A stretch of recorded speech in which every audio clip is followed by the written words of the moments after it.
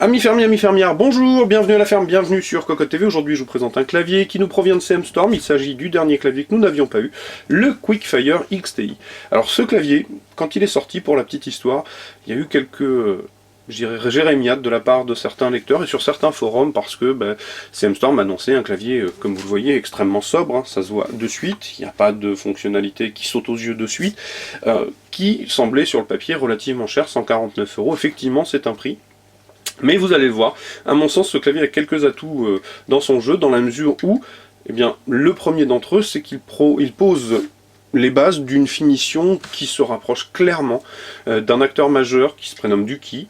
Hein, je vous invite à chercher sur notre site, on a déjà testé un Duki, et Duki propose des claviers qui sont tout simplement d'un point de vue de la fiabilité inattaquable et qui ont une qualité perçue qui est assez énormissime. Et bien pour le coup celui-ci, moi je trouve qu'aujourd'hui on est quasiment au niveau d'un Duki, ni plus ni moins. Donc effectivement voilà, 149 € ça reste une somme, mais à mon sens peut-être pas totalement démesuré. Alors au niveau du packaging c'est assez simple, on a des lettres argentées, Quickfire XTI, un petit encart qui nous indique que les switches sont des marrons, qu'il existe donc en layout ISO pour nous les Français. Au dos, quelques explications techniques très succinctes puisque le clavier est assez facile à l'utilisation, vous allez le voir. Au niveau du bundle, je vous la présente, elle est notée dans le bundle. La sacoche papier qui va permettre de protéger le clavier si vous arrêtez de l'utiliser et si vous prenez le temps de le remettre dedans. On a un képuleur à tringles, bienvenue, parce que bien plus solide que les petits képuleurs en plastique dont les pattes cassent au bout d'un moment, inéluctablement. On a une petite touche, hop, pardon, je vous la présente dans le bon sens. Couleur master, voilà, c'est la seule touche supplémentaire, et bien évidemment un guide de l'utilisateur bien pratique, parce que vous allez le voir, le clavier est assez simple et tout s'effectue à partir du clavier, donc il nous indique quelles sont les différentes combinaisons à réaliser pour utiliser le clavier. Donc je vous l'ai dit, au niveau de la finition c'est bien, le revêtement est un soft touch assez raide, insensible aux traces de doigts et aux rayures, c'est plutôt pas mal, les ajustements sont parfaits, il n'y a rien à dire, c'est vraiment un clavier dont la finition est excellente, vraiment bien construit, solide, lourd, rigide, bref un beau produit, il n'y a pas de souci de ce côté là. Donc vous le voyez au niveau des touches alphabétiques c'est assez simple, hein, le marquage est très sobre, on n'a aucune je dirais fioriture esthétique qui sort de l'ordinaire, on est face à un clavier extrêmement simple. Donc les touches de fonction sont toutes doublées et vous les activerez toutes avec le fonction qui est sous mon pouce ici. Donc de F1 à F2 on va gérer la quantité d'éclairage en bleu et en rouge que vous souhaitez. Ici les trois modes de rétroéclairage du clavier. Ici le blocage de la touche Windows. De F5 à F8 on a le temps de réponse des touches, donc c'est simple, inutilisable dans la mesure où si vous le mettez à 8 fois, vous ne pourrez même plus taper sans que ce soit une bouillie de lettres incommensurable. Et c'est étonnant parce que cet aspect, bien Duki là aussi, c'est-à-dire que quand vous mettez à F8, ça devient tellement rapide que vous ne pouvez plus utiliser le clavier. Donc à se poser la question de savoir quel est l'OEM de ce petit Quickfire XTI. C'est une question à laquelle aujourd'hui il n'est pas encore de réponse, pas faute d'avoir cherché. F9, enregistrement des macros à la volée, F10 pour effacer votre macro, une boucle, boucle infinie de la macro, répétition de la macro. Ici, sur pause, on a l'enregistrement du rétroéclairage lumineux touche par touche, et ici la mise en route de ce rétroéclairage lumineux touche par touche. P1, P4, les différents profils du clavier, et ici on retrouve les commandes multimédia classiques, lecture pause, stop, morceau précédent, morceau suivant, plus moins du volume.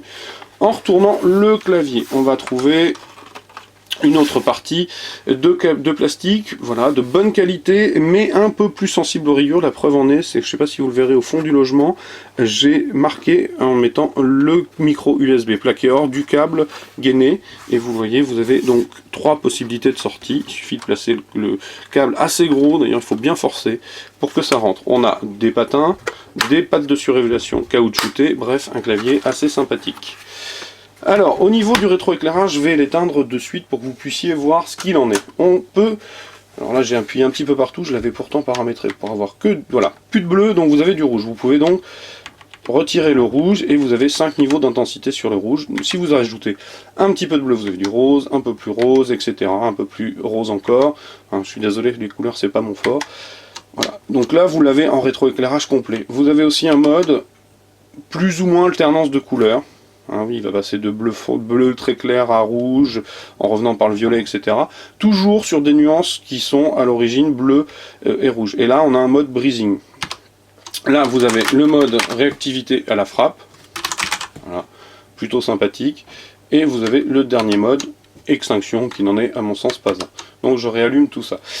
Au niveau de la fabrication, je vous l'ai dit, c'est plutôt pas mal. La preuve en est, je vais vous enlever une ou deux touches pour que vous puissiez regarder. Hop. Hop. Zut. Voilà. Histoire que vous puissiez voir la plaque blanche qui est montée en dessous. Alors les képuleurs à trinques ne sont pas les plus pratiques à utiliser, même si ce sont les plus solides. Hein. Voilà, je vais enlever la barre espace. Voilà.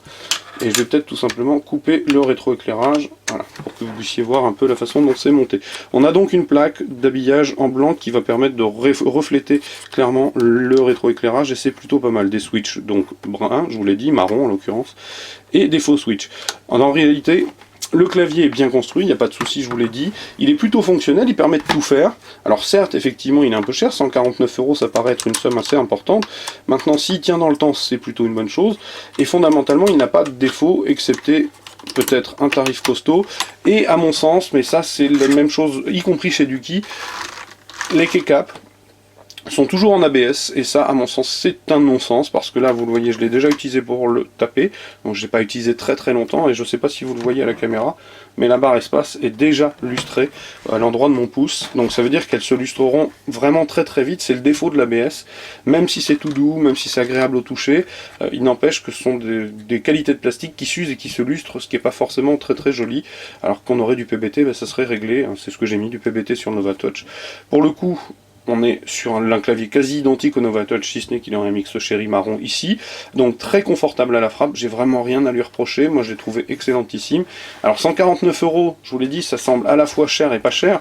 Cher parce que CCM Storm qui a peut-être pas la légitimité d'un Duki, et un Duki, vous le trouvez à 149 €. Je pense que son juste prix, ça aurait été 20 € de moins. Et à mon avis, vous le trouverez rapidement à 20 € de moins, mais si vous voulez un clavier solide, dont l'OEM semblerait bien être le même que Duki, je ne peux pas le garantir, mais ça pourrait valoir le coup de viser un Quickfire XTI, parce qu'il est complet, vous pourrez tout faire, hein, le rétroéclairage est sympa, vous pourrez faire des macros avec, vous pourrez gérer le multimédia avec, et en plus, eh bien, ça fera pas un clavier trop, j'irais, marketing, trop axé marketing, et puis RGB pour être clair.